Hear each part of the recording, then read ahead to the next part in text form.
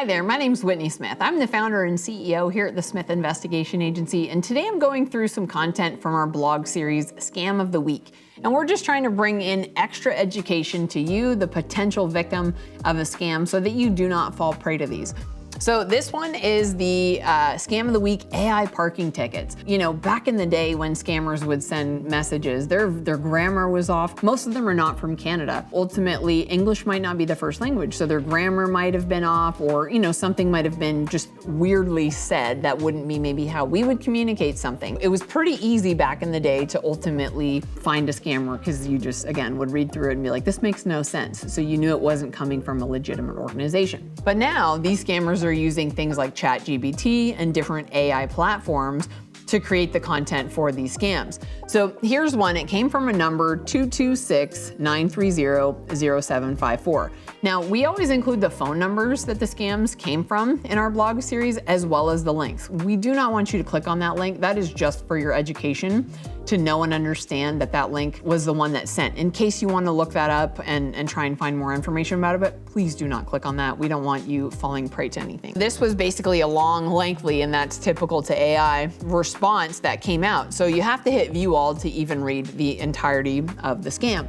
So it says, the Ministry of Transportation of Canada, Dear, and it gave my phone number. This is a final reminder regarding the unpaid parking ticket issued on August 24th, 2024. First and foremost, if you didn't travel anywhere and get a parking ticket, then don't even worry about this, right? You know it's a scam right off the hop. Despite previous notices, the ticket remains unpaid, and now you have until October 26th to settle the outstanding amount. Failure to pay by October 26th will result in the following severe consequences. They're always going to use verbiage that's going to try and scare you. So they're talking about, unpaid and outstanding, and you have to settle before, and severe consequences. So a lot of people, especially elderly people who just are unfamiliar with these scams, they tend to get very scared as they're reading. And that's what the scammers want. They want the emotion of the individual to be scared, because when you're operating under fear, you cannot think clearly, and that's where a lot of these mistakes are made. It says, number one, registration hold. A hold will be placed on your vehicle registration, preventing renewal. So that doesn't happen.